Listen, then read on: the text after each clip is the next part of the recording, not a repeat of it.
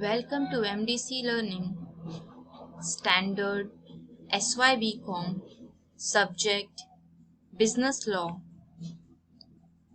Hello learners, today we will talk about Indian Companies Act 2013 Part 2. Under that, we will focus on rights of members. So, let's know about the rights of members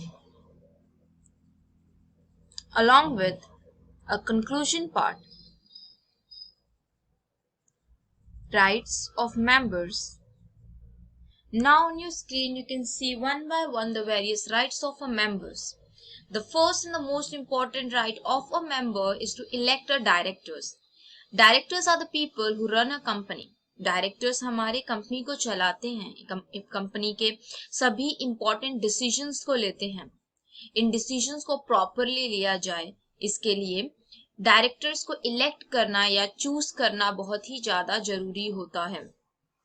ये जो right है to choose the directors ये भी हमारे members के हाथ में होता है. मेंबर्स हमारे शेयर होल्डर्स उनके पास कंप्लीट राइट होता है कि वो किस डायरेक्टर को चूज करना चाहते हैं. Second is to vote on resolution. First we will understand what is resolution. Resolution is nothing but a set of papers which gives information about changes in a company. Company में new machineries लानी है या company में नए बदलाव करने हैं, इन सभी बातों की इंफॉर्मेशन रिजोल्यूशन में दी गई होगी. अब इस रिजोल्यूशन के ऊपर वोट किया जाएगा. सबसे ज्यादा वोट अगर यस के लिए दिया गया कि हाँ रिजोल्यूशन पास होगा, कंपनी में चेंजेस आने चाहिए, तभी कंपनी में चेंजेस आएंगे. अगर रिजोल्यूशन को नहीं पास करना होगा यानी बहुत ही कम वोट दिया गया होगा तो of course resolution will not be passed. So ये भी बहुत ही ज्यादा जरूरी, बहुत ही ज्यादा इंपॉर्टेंट राइट है जो कि हमारे शेयर होल्डर्स को दिया गया है. To vote on resolution. Resolution is nothing but a major change, major decision in a company that has to be taken by the employees and the shareholders and the other people, in short, who are the members of a company.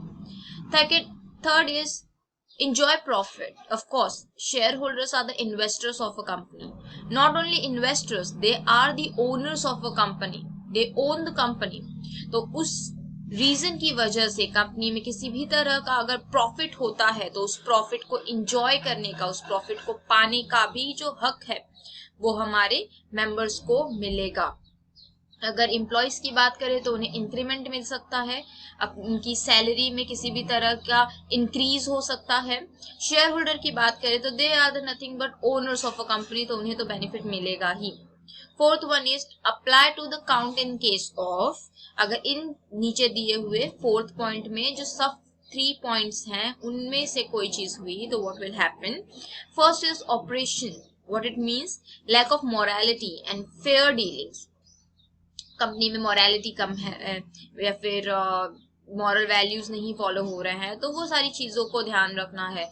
Fair dealings होनी चाहिए. There should not be any kind of bad things happening in a company. So इन बातों का भी ध्यान हमारे जो members हैं, हमारे जो शेयर होल्डर्स वगैरह हैं, उनका एक तरह का राइट होता है.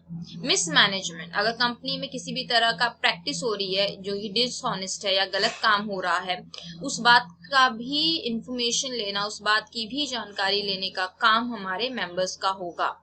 Winding up. वाइंडिंग अप का मतलब है कि कंपनी का बंद हो जाना.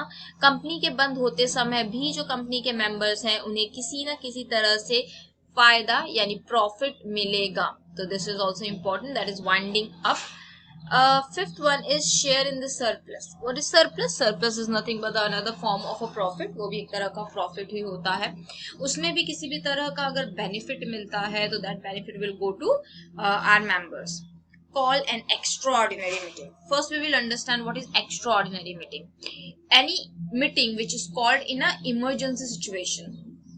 इमरजेंसी आने के कारण किसी भी मीटिंग को अगर कंडक्ट किया जाता है उसे एक्स्ट्राऑर्डिनरी मीटिंग कहते हैं.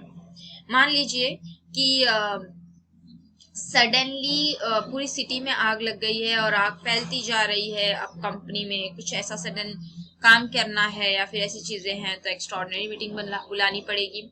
कोविड आपने देखा, कोविड में सडनली सारे ऑफिसेस बंद करने पड़े, वर्क फ्रॉम होम स्टार्ट हो गया, कितना बड़ा चेंज था। वर्क फ्रॉम होम मीन्स आप घर से काम, ऑफ कोर्स घर से काम कर रहे हो, घर से जो पेपर वर्क है उसको हटाना पड़ा होगा, सब कुछ ऑनलाइन डिजिटल करना पड़ा होगा। तो ये एक्स्ट्राऑर्डिनरी मीटिंग, सडन मीटिंग बुला के इस पे काम किया गया होगा। इस मीटिंग पे भी ध्यान रखना, इस मीटिंग को अटेंड करने का जो राइट है वो हमारे शेयर होल्डर्स या फिर मेंबर्स को दिया गया है। So these are the 3 important rights जो हमारे शेयर होल्डर्स या कहें तो मेंबर्स को दिया गया है। एनी काइंड ऑफ मेंबर्स तो हमने देखा ही है अपने प्रीवियस वीडियोस में कि कौन कौन होता है, तो उन्हें ये सभी राइट्स दिए गए हैं। चलिए आगे चलते हैं एंड देखते हैं हमारा 7th right, that is principal rights. कुछ प्रिंसिपल्स राइट है, जैसे कि राइट टू डिविडेंड। डिविडेंड क्या है? एक एडिशनल बेनिफिट। जो हमारे शेयर होल्डर्स होते हैं उन्हें एक एक्स्ट्रा प्रॉफिट मिलता है, that extra profit is called as a dividend. Right to vote, वो वोट कर सकते हैं, वो भी एक उनका राइट है। Right to winding up, company बंद होती है तो किसी तरह का बेनिफिट लेने का भी राइट हमारे मेंबर्स को है।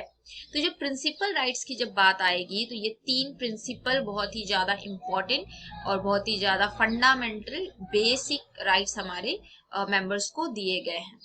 8th पॉइंट में देखिए, right to receive notice, balance sheet, MOA, AOA etcetera.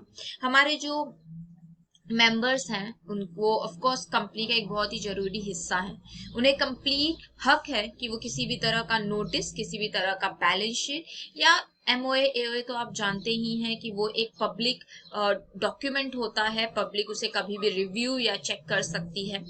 तो इस तरह का जो डॉक्यूमेंट है, right to review, right to see, right to receive, ये सारे डॉक्यूमेंट्स वो हमारी जो कंपनी है वो रिसीव कर सकती है और ये अधिकार भी हमारे मेंबर्स को completely दिया गया है। So students, I hope you understood this. There are 8 important rights of our members. Thank you for attending today's lecture. To conclude, I would like to say that it is important to understand the rights of our members. Whether you are employee, whether you are director, whether you are shareholder, whether you are working as external party, whether customer or something, it's important to know your rights. These rights are fundamental rights and members have complete right to avail it. Thank you for attending today's lecture. Work hard.